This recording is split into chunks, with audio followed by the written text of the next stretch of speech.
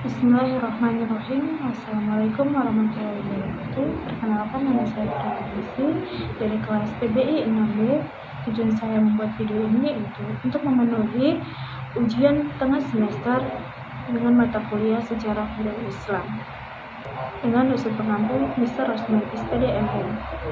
Alhamdulillah, saya ingin membagikan pemahaman saya dari sebuah kajian luar biasa yang saya tonton dari awal hingga akhir, yaitu kajian Kamis pagi di Masjid Darussalam, Kota Wisata. Judul video ini membahas tentang zaman keemasan peradaban Islam dengan begitu banyak pelajaran yang sangat berharga. Saya mencatat berbagai poin penting dari menit ke menit, dan berikut ini adalah cerita ulang dari apa yang saya pahami, pelajaran yang saya ambil, dan juga komitmen serta aksi nyata yang saya ingin lakukan berdasarkan isi kajian tersebut. Pemahaman saya terhadap kajian. Di menit 00 hingga 247, Ustadz membuka dengan mengingatkan kita tentang besarnya nikmat dari Allah karena bisa sholat subuh berjamaah dan hadir di majelis ilmu. Beliau menyampaikan hadis Rasulullah bahwa siapa saja yang melangkah kakinya menuju majelis ilmu, Allah akan mudahkan jalannya ke surga. Ini menjadi pengingat bagi saya bahwa ilmu adalah jalan kemuliaan. Lanjut ke menit 247 detik sampai ke 436 detik dibahas tentang pentingnya ilmu sejarah atau ilmu at-tarikh dalam Islam. Sayangnya, ilmu ini sering dianggap remeh. Padahal, siapa yang tidak memahami sejarah, maka ilmunya tidak akan lurus. Dari menit 436 hingga 824 dijelaskan bagaimana luar biasanya penyebaran Islam. Hanya dalam waktu 50 tahun setelah wafat Nabi Muhammad SAW, Islam telah menyebar ke 3 benua, yaitu Asia, Afrika, dan Eropa. Bahasa Arab yang dulunya tidak dikenal menjadi bahasa internasional. Ini bukan hanya mukjizat kitab Al-Quran, tetapi juga mukjizat peradaban. Kemudian di menit 8.24 sampai 11.42, bahasa Arab yang dulunya dianggap pinggiran dan tak diperhitungkan, tiba-tiba memimpin peradaban dunia. Penyebabnya satu, yaitu datangnya Islam dan wahyu dari Allah. Selanjutnya dari menit 11.42 hingga 13.47 menjelaskan bagaimana sistem pemerintahan berubah dari kepemimpinan Khulafaur Rasyidin menjadi sistem dinasti pada masa Bani Umayyah. Dan dari sinilah kemudian muncul dinasti Abbasiyah.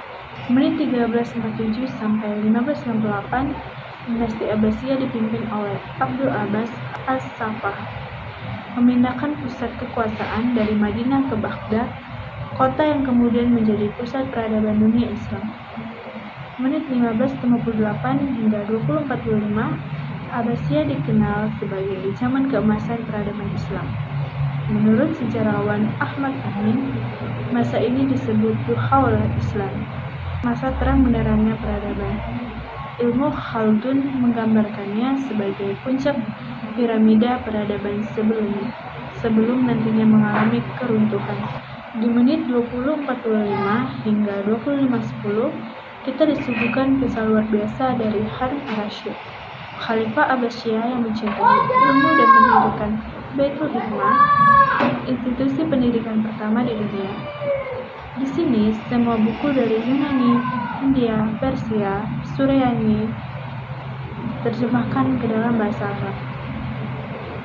Di menit 25.10 hingga 29.41, berbagai tokoh keilmuan Islam disebutkan, seperti Al-Khawarizmi dalam matematika, Ibnu Sina dalam kedokteran, Al-Haytham dalam optik, dan banyak lagi. Mereka bukan hanya tokoh Islam, tetapi juga tokoh dunia. Di menit 29 hingga 41 hingga 33.57, kita melihat bagaimana bahasa Arab menjadi bahasa ilmu internasional. Masyarakat luar bahkan berusaha meniru orang Arab karena dianggap simbol peradaban dan kemajuan. Menit 33.57 sampai 36.24, tidak ada pemisahan antara ilmu umum dan ilmu agama. Dokter juga seorang ulama. Filosof juga ahli fikih. Inilah bentuk untuk manusia berilmu. Kemudian dari menit 36.24 hingga 40.46 disampaikan bagaimana tradisi tafsir, ilmu fikih, hadis berkembang sangat pesat. Dialog antar mazhab juga hidup dengan adab dan ilmu. Bahkan tokoh-tokoh non-muslim seperti Hunain bin Ishaq diberi tempat terhormat karena ilmu dan integritas mereka. Di menit 40.46 hingga 47.57 diceritakan bahwa Imam Sibawai, pencetus ilmu tata bahasa Arab, bukanlah orang Arab. Ilmu puisi Arab atau ilmu arud pun lahir dari interaksi murid dan guru. Ini menunjukkan bahwa peradaban bisa melahirkan kemajuan bila disikapi dengan adab. Menit 49 hingga 51.33 pertanyaan, bagaimana proses peralihan dari Bani Umayyah ke Abbasiyah? Apakah terjadi pertumpahan darah? Jawaban Ustaz, kita harus jujur bahwa memang sejarah peradaban Islam tidak semuanya indah. Peralihan dari Umayyah ke Abbasiyah terjadi dengan pertumpahan darah. Ini bukan hanya khas Islam, tetapi juga umum di semua bangsa dan peradaban pada zaman itu. Menit 51.33 hingga 54.34 peralihan dinasti dalam sejarah Islam kerap kali diwarnai konflik fisik. Contoh, Fatimiyah di Mesir atau Syiah Ismailiyah digantikan oleh Ayyubiyah Salahuddin al-Ayyubi Sunni, kemudian Mamluk, lalu Utsmani. Semua proses peralihan itu tak lepas dari konflik berdarah. Namun menariknya, di Nusantara Islam masuk tanpa pertumpahan darah, hanya dengan dakwah dan akhlak.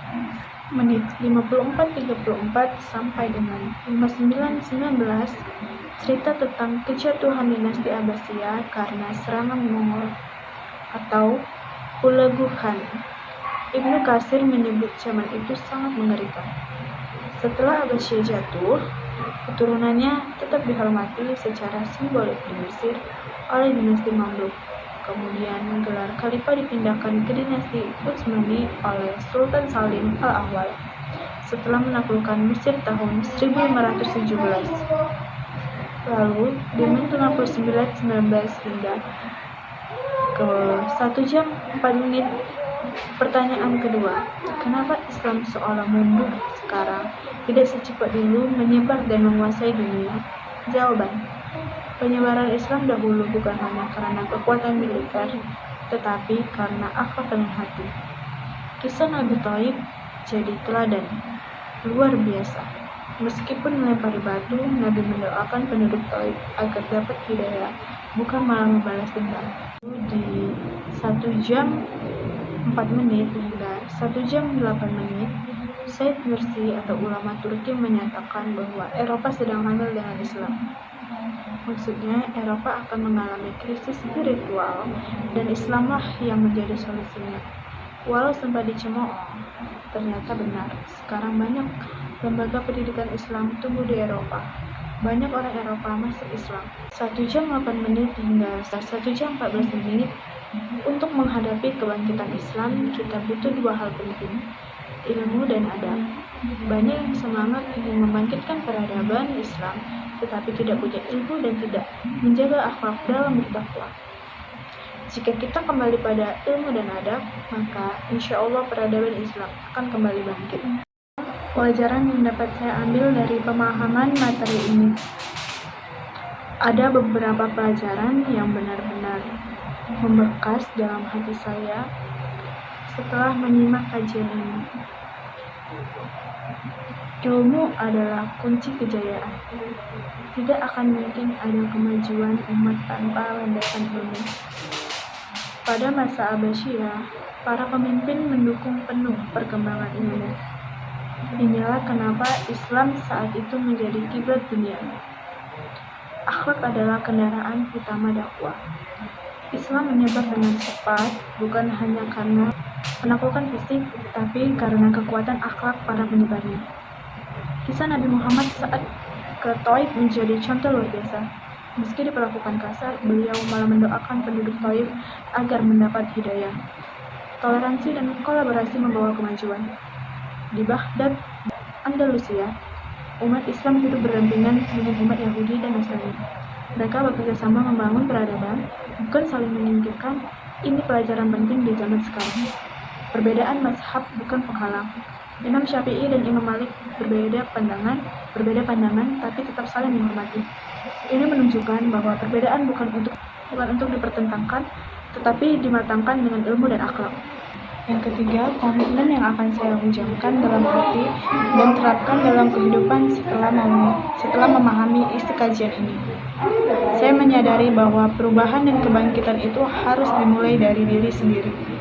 Maka saya ingin berkomitmen untuk menjadikan ilmu sebagai bekal utama dalam hidup. Saya tidak ingin puas dengan pengetahuan seadanya. Saya ingin belajar lebih dalam, baik ilmu agama maupun umum, agar bisa memberi manfaat untuk diri sendiri dan orang lain, menumbuhkan akhlak yang mulia. Saya sadar, sekadar pintar tidak cukup, akhlak adalah kunci. Saya ingin menjadi pribadi yang sabar, santun dalam bicara maupun menghormati yang berbeda, dan menjadi teladan dalam lingkungan saya. Menjaga adab dalam setiap perbedaan. Saya tidak ingin terjebak dalam debat kusir atau merasa paling benar. Saya ingin meneladani Imam Syafi'i yang mengatakan bahwa pendapatnya benar, tapi bisa saja salah, dan pendapat orang lain salah, tapi bisa saja ada benarnya. Membuka diri terhadap kerjasama lintas batas. Saya ingin menjadi pribadi yang terbuka terhadap siapapun yang membawa kebaikan, tanpa memandang latar belakang, agama, suku, ataupun status sosial. Seperti yang dicontohkan Harun ar-Rasyid saat memperkerjakan ilmuwan non-muslim demi kemajuan umat.